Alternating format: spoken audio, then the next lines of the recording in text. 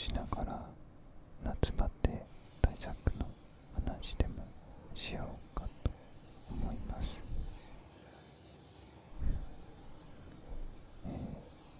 先日ですね、夏バテのことを話す、コメントする機会があって、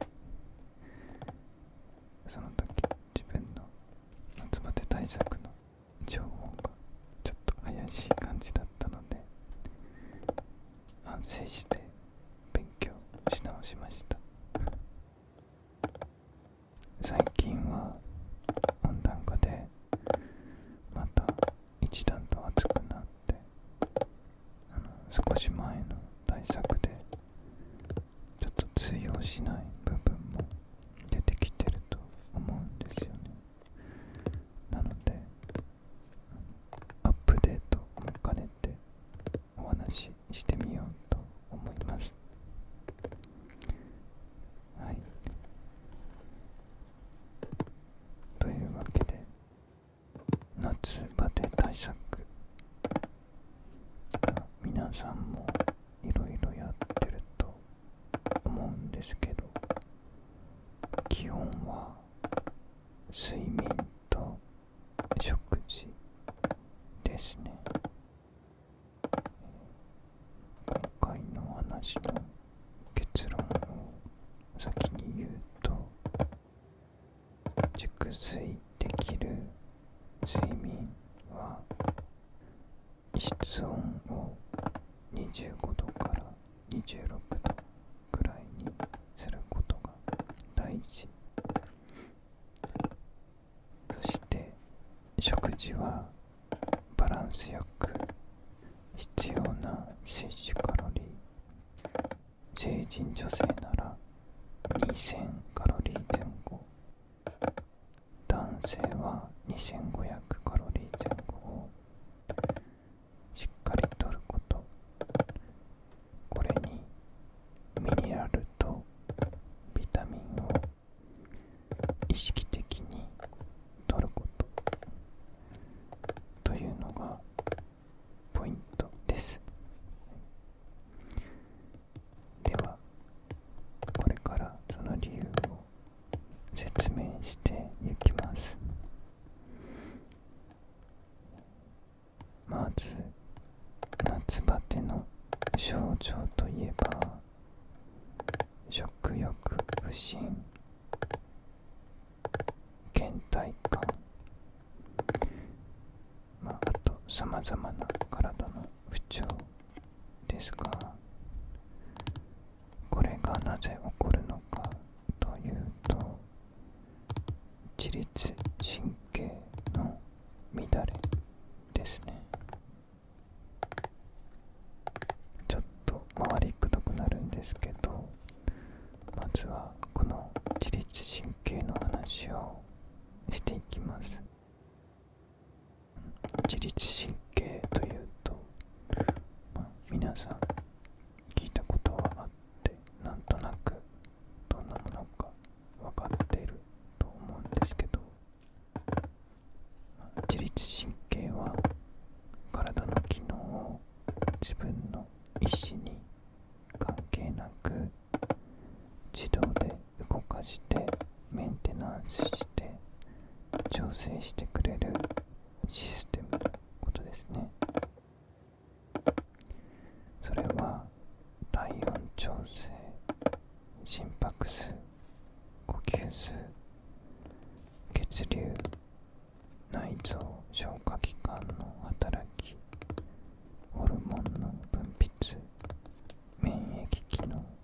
など、これらを意識しないで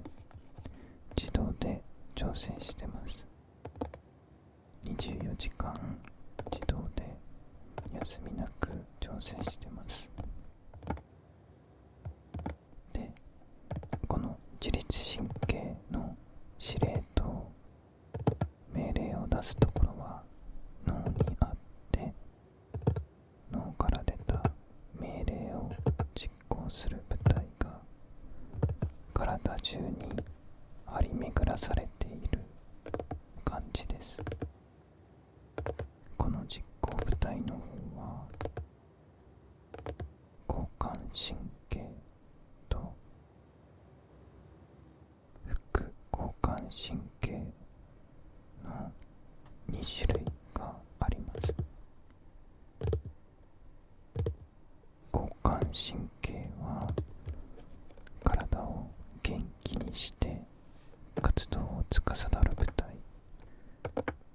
イメージは何でも命令通りにこなす特殊部隊の屈強な兵士さんたちみたいな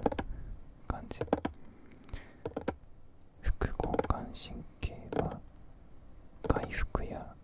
休息を司る部隊。こちらは RPG とかで回復魔法を使う僧侶さんたちみたいな感じ。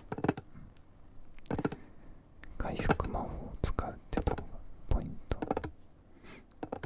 で、この2種類、交感神経と副交感神経、基本的に24時間両方とも常に動いているんですけど、その活動量としてはシーソーのようにどちらかの活動量が上がればもう一方は下がるんですね。私たちが日中動いているときはシーソーで言うと交感神経の側がぐーんと上がって反対の副交感神経がぐっと下がる。これは特殊部隊の兵士さんたちが頑張って働いていて、で僧侶さんたちはほとんど休憩しながらやってる感じです。で、夜の熟睡できているとき、これはその逆で交感神経がぐっと下がって副交感神経がぐっと上がる。この状態は兵士さんたちはダラダラしてるんですけど、僧侶さんたちがいろんなところで回復魔法を使って働いてる感じなので、ちゃんと熟睡できるといろんな体の機能が回復するんですね。僧侶さんたちが回復魔法を使っているので、どっちも兵士さんも僧侶さん自身もたくさん働いたらその分休まないと本来の働きは発揮できないです。交感神経の兵士さんは私たちの体が熟睡している時にしっかり休まないと今度日中に自分たちの番が来た時にちゃんと働けないし、副交感神経の僧侶さんたちも日中しっかり休まないと夜になって回復魔法が使えないみたいなことになります。なのでどちらの部隊も自分たちの番の時に元気に活動できている。これが自律神経が正常な状態です。で、乱れているというのはどういう時かというと、例えば本来休まないといけない時に交感神経さんの兵士さんの方がずっと働いてしまっている状態、シーソーの片方だけがずっと上がってる状態だったり、兵士さん僧侶さん両方ともぐちゃぐちゃっと入り乱れて働いてるような、シーソーが上がったり下がったり動き回ってるような異常な状態、こういうような時が乱れてる状態ですね。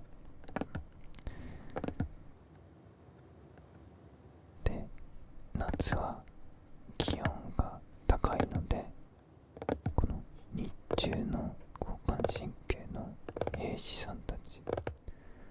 特に体温調整機能というのはとにかく頑張って働くことになります。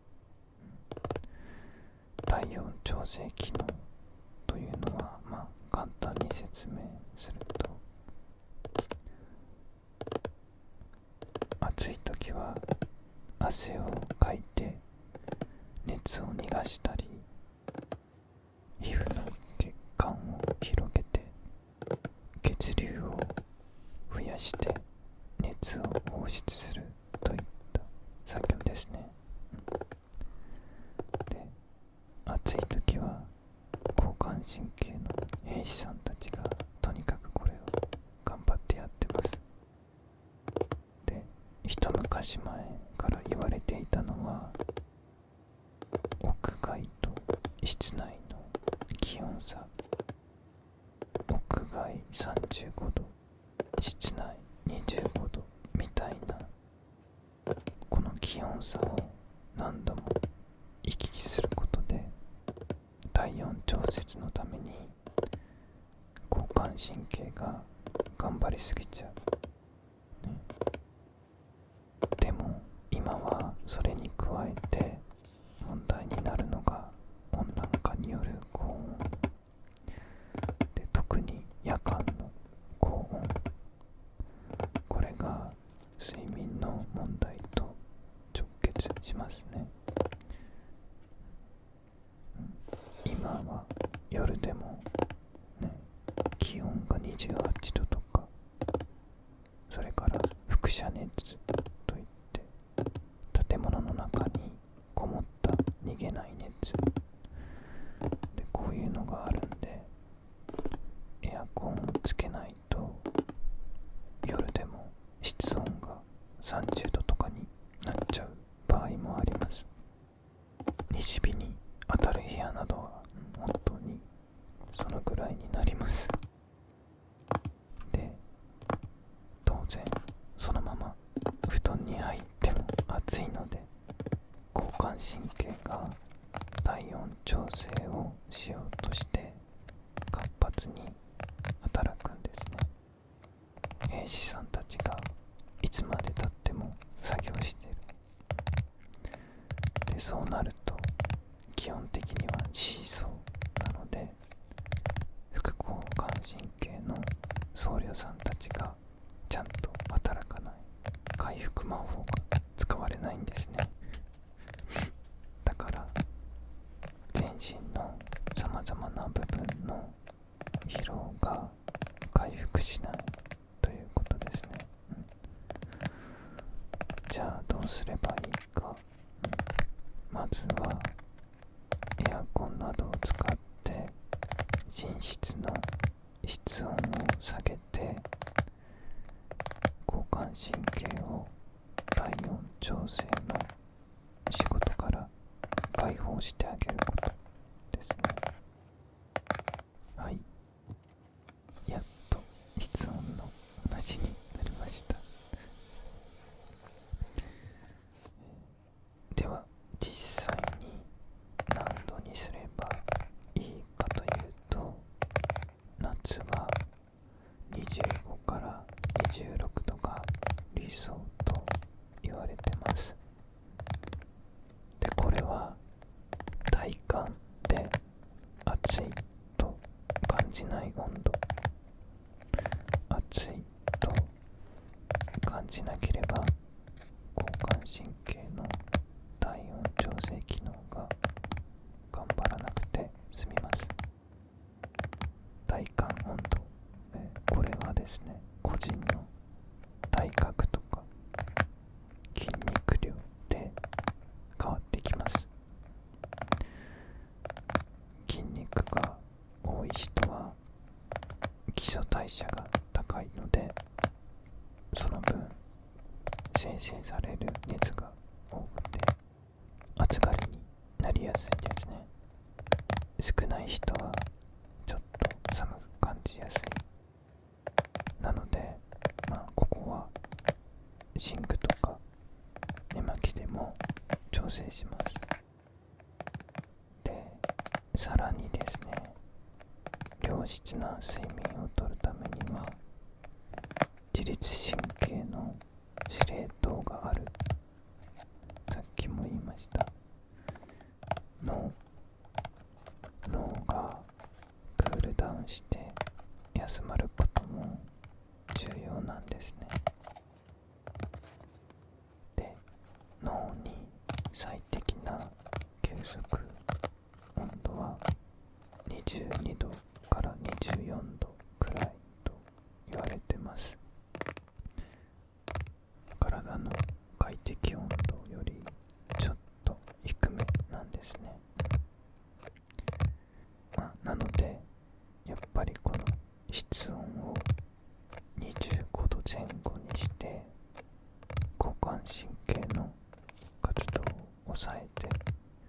副交感神経をしっかり優位にさせるとぐっすり熟睡できるんですね。そうなると司令塔の脳の疲労もしっかり回復します。すると翌日また自律神経の機能やメンテナンスが済んだ消化器官などがちゃんと働けるようになるわけですね。で、ここで質の良い睡眠が足りなくて回復が足りないと臓器のメンテナンスも十分じゃなくなるし、日中の交感神経兵士さんたちですね、彼らもしっかり働けない。これが心身機能や消化器官の働きの低下、食欲不振とか倦怠感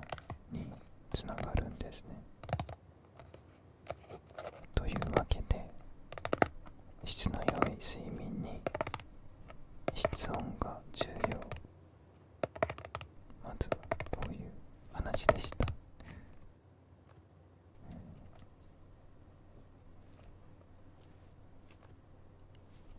あと一応ね、湿度も関係します。湿度は50から60% が快適と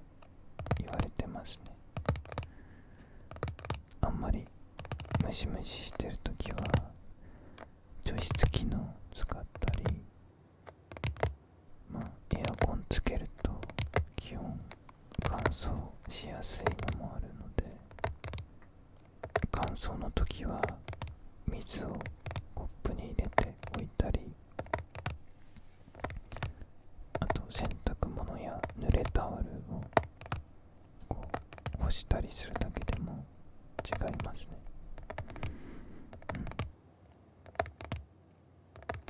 睡眠環境を整えるということですね。もちろん睡眠時間も大事です。7、8時間、これは確保したいですね。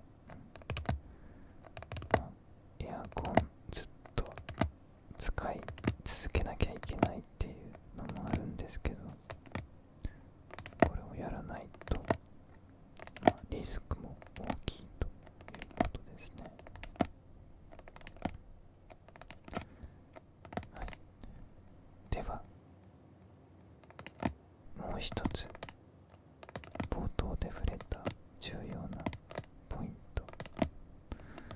食事ですね。夏バテは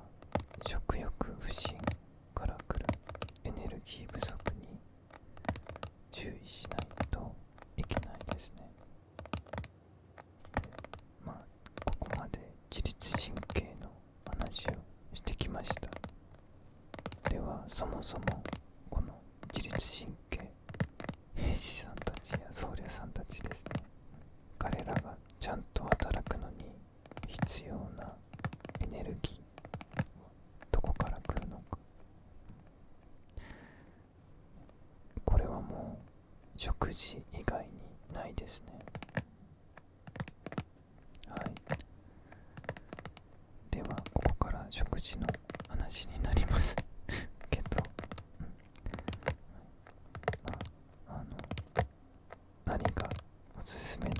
菜とかは、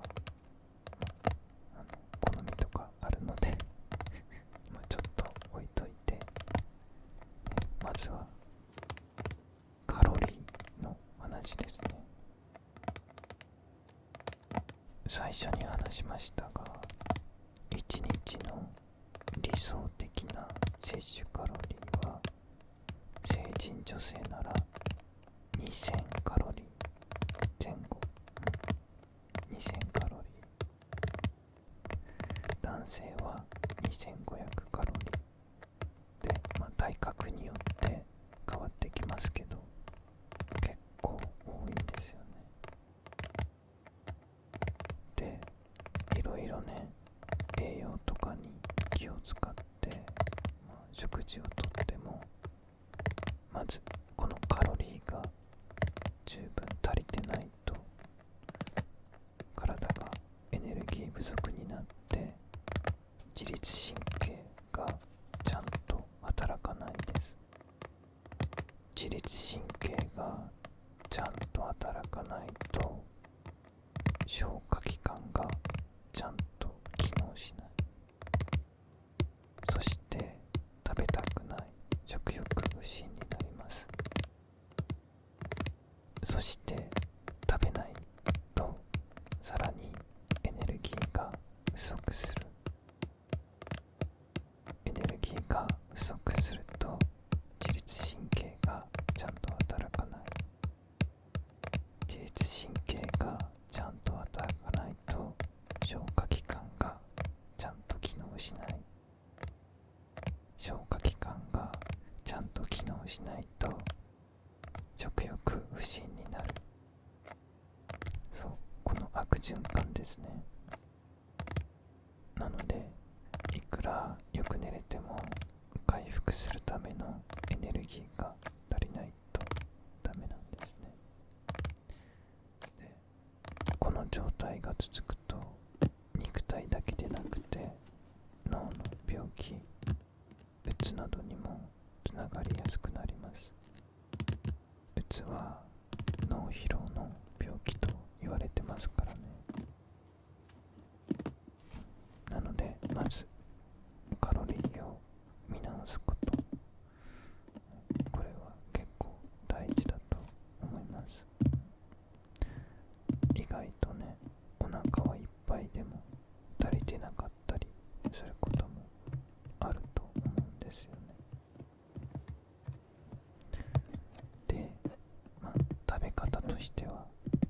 炭水化物、タンパク質はしっかりとって、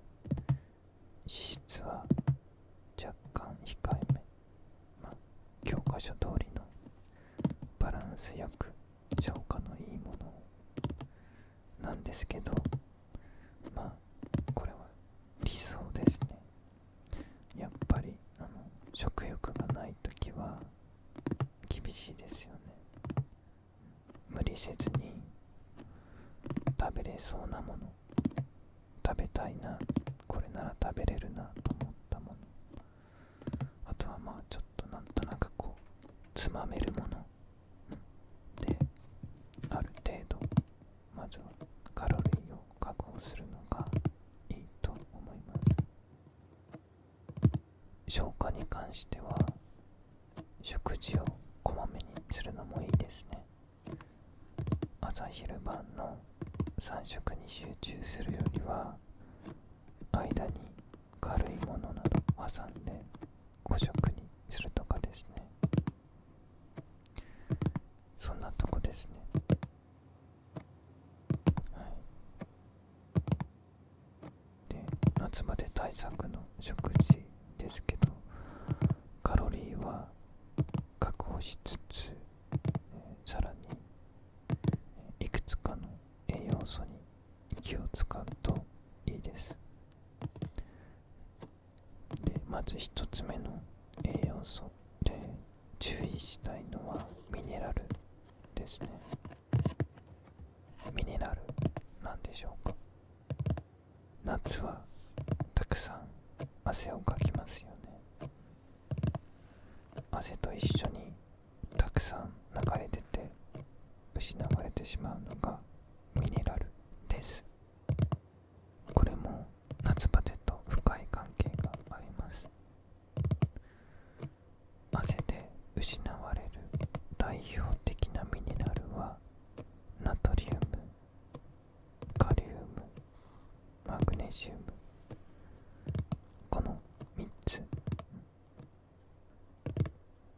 トリウムは塩分ですね。体内の水分バランスを調整して細胞や神経が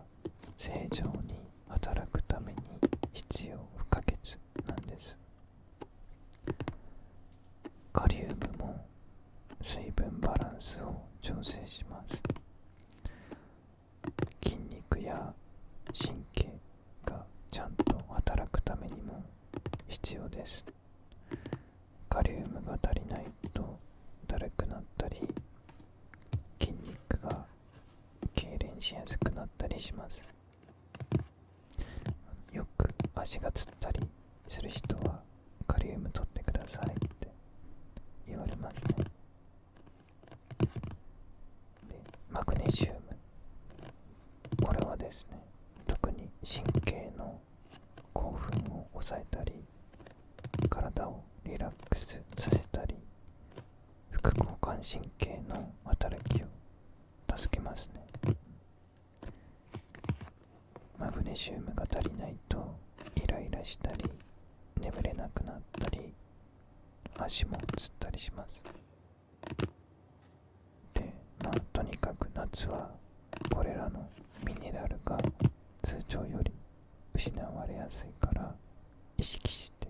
多く摂るということですね。具体的な食材としては、ナトリウムは塩気のあるもの、梅干しとか塩昆布とか、カリウムはバナナ、マグネシウムはナッツ類、アーモンド、くるみなどがいいですね。はい。で、カロリー、ミネラル、次に注目したいのがビタミンですね。まずビタミン B 群、これは主に摂取した炭水化物やタンパク質、脂質からエネルギーを作るのに使われます。エネルギーを効率よく使えるようになるイメージ。豚肉、大豆、玄米などに多く含まれますね。ビタミン B6、B12 などは自律神経のバランスを整えるのによく使われます。魚、鶏肉、バナナなどにも豊富ですね。次にビタミン C とビタミン E、これらは抗酸化作用がありますね。夏の強い紫外線から体を守る役割を果たしています。野菜、果物、ナッツなどに多く含まれますね。そしてビタミン D、これは免疫力や骨の強化に役立ちます。魚、キノコなどから取れますね。ビタミンは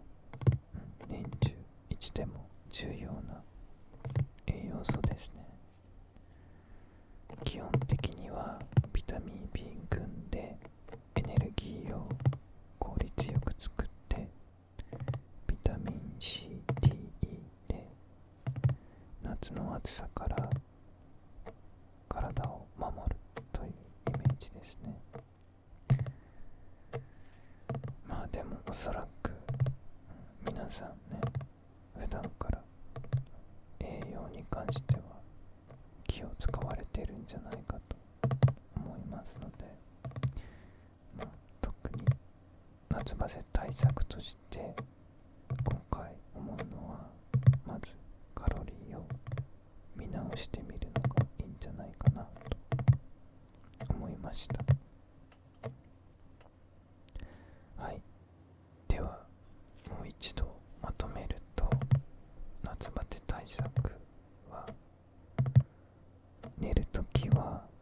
室温を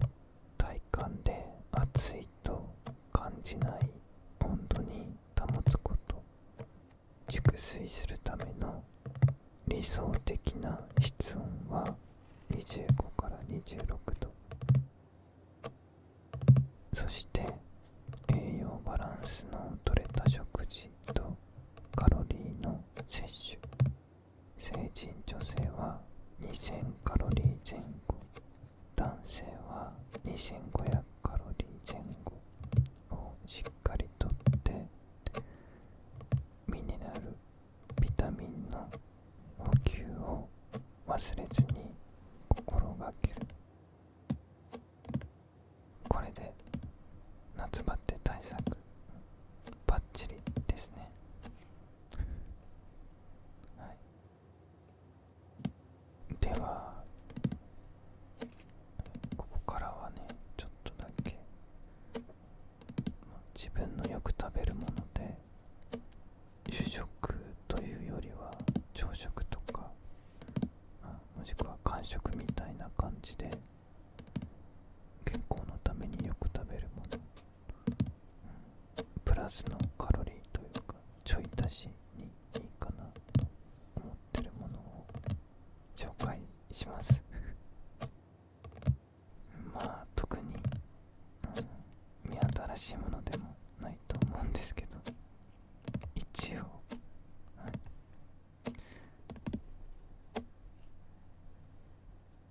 でまず納豆。これは基本私は朝一でそのまま食べます。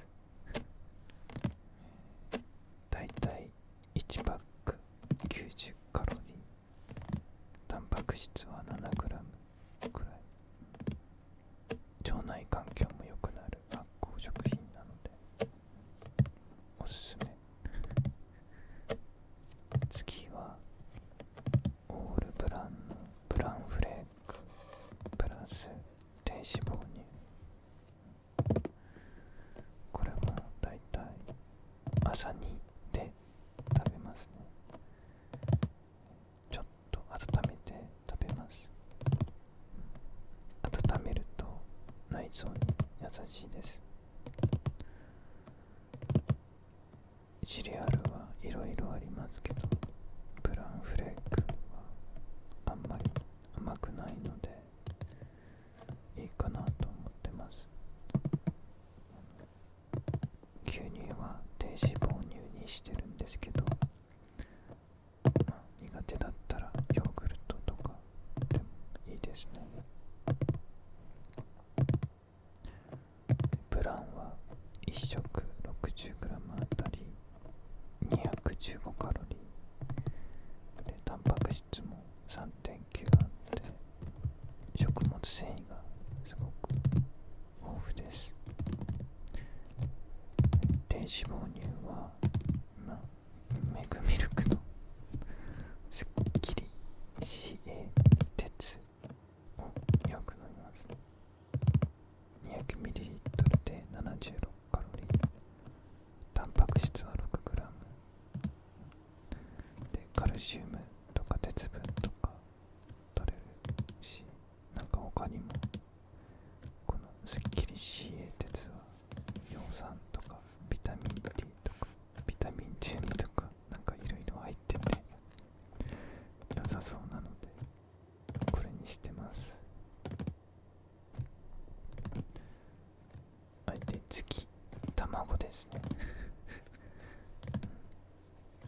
卵はタンパク質、ビタミン、ミネラル、バランスよく含まれている完全栄養食品ですね。夏は火を使いたくなければ、卵かけご飯とか納豆卵かけご飯、ネギ、海苔入りとか簡単でよく食べますね。で、知ってる方も多いと思いますけど、レンジで調理するときはちゃんとかき混ぜないと爆発するので注意しましょう。ゆで卵も一度に作り置きできるので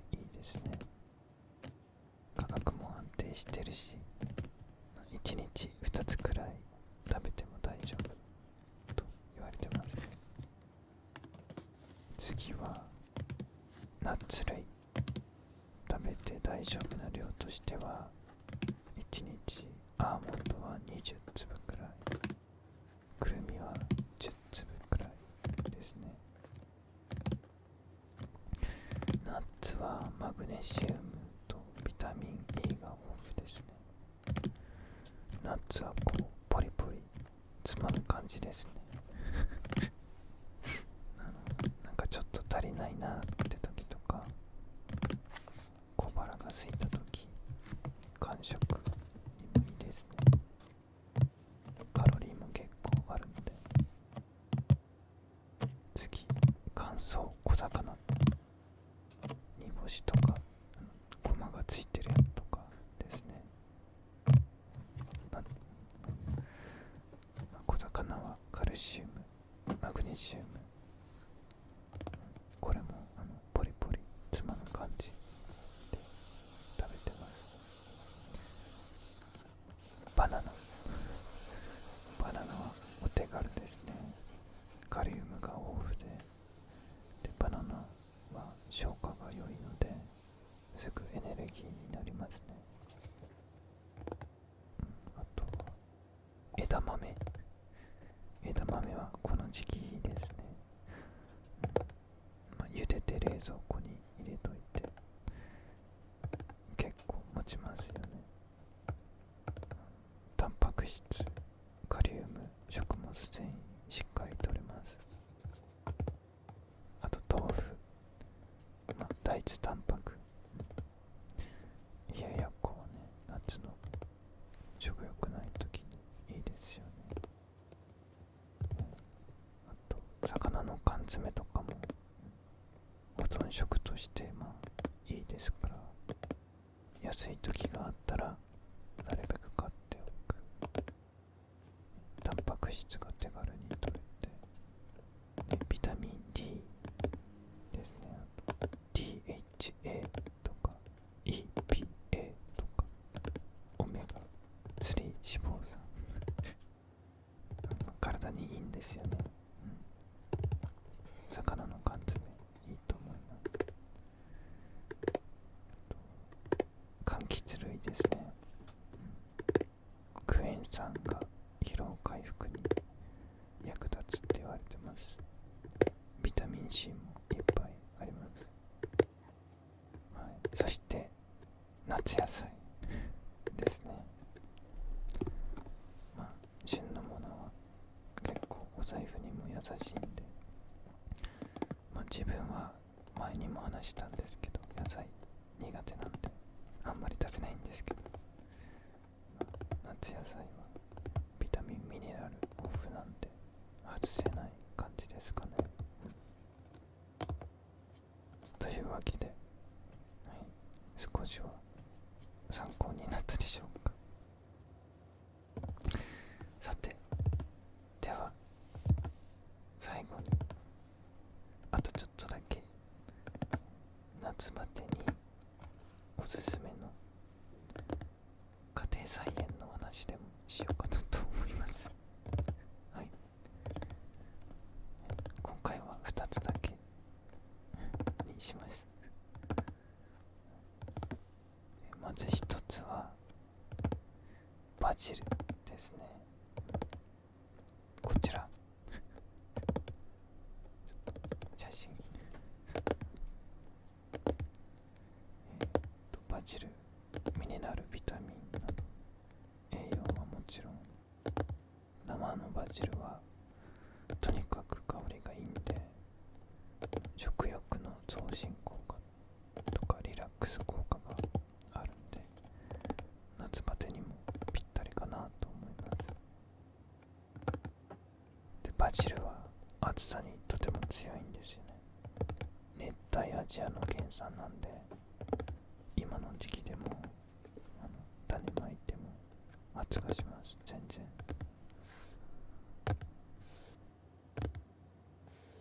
この写真、こちらは種をまいたポット苗ですね。2週間くらい前だったと思うんですけど、ちょっと記憶が曖昧。これは1箇所に3つくらいまいて、間引きして1本にしたところ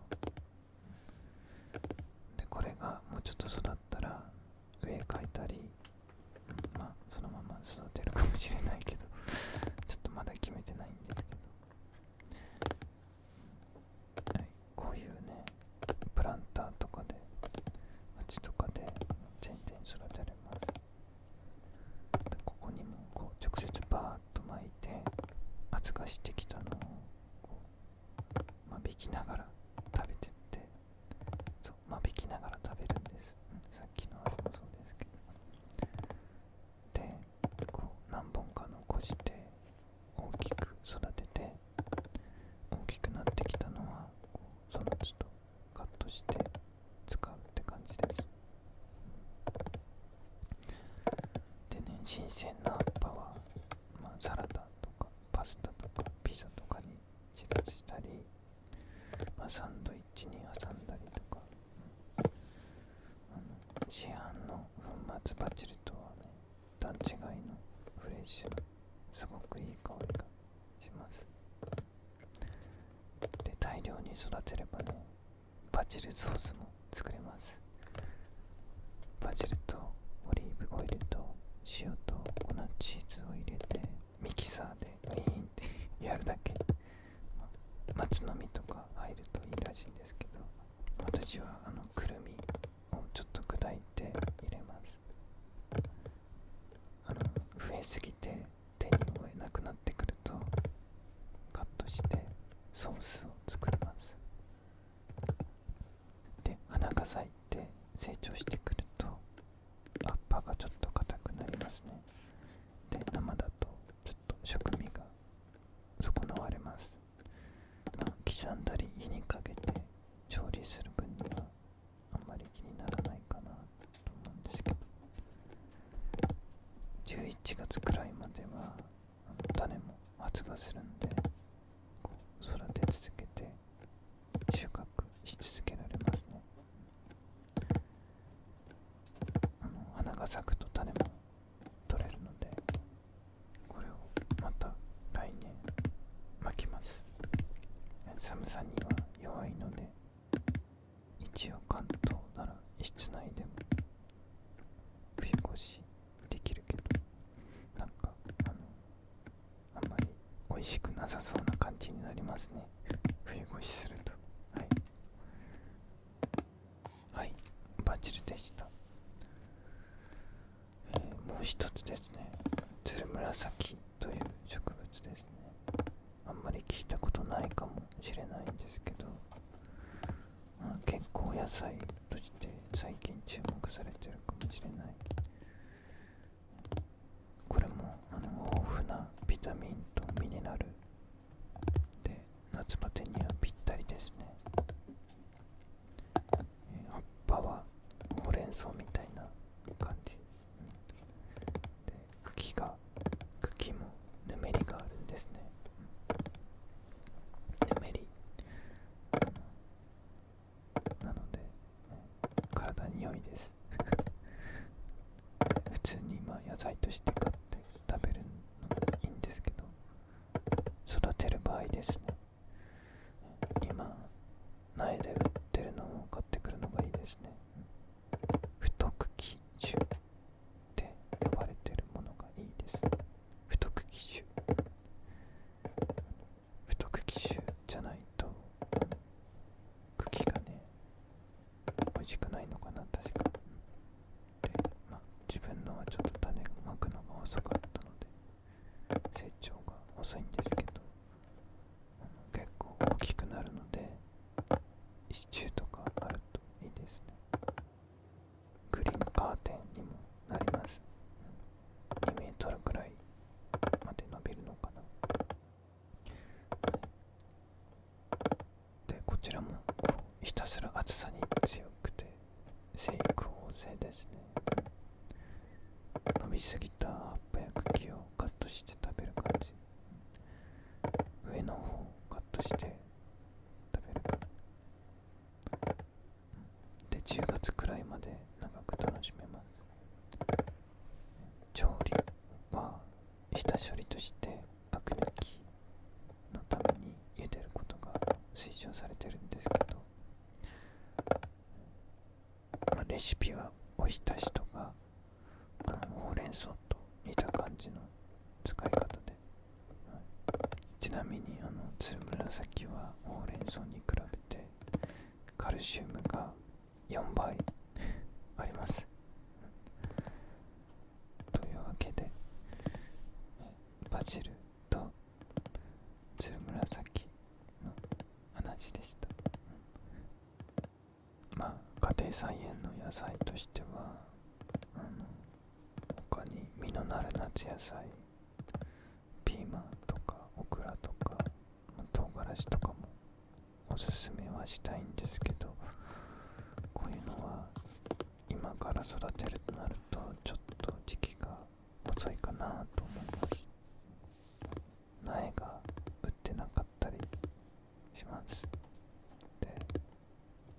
結構実のなるものは肥料が必要で、株もしっかり大きく育てないと実がならないので時間がかかりますね。でもただピーマンとか唐辛子は11月くらいまで収穫できるんで、いい苗が手に入れれば、今からでも全然楽しめますね。ピーマンは食べるのも好きなので結構やってます。美味しいんですよね、取れたてはやっぱり。オクラもね、花がすごく綺麗で見た目も楽しめます。はい、ではそろそろ終わりにしたいと思います。今回は結構長く喋りましたが、いつも聞いてくださってありがとうございます。それではこの辺で終わりたいと思います。タッピングだけもう少し続きます。はい、それではまた。おやすみなさい。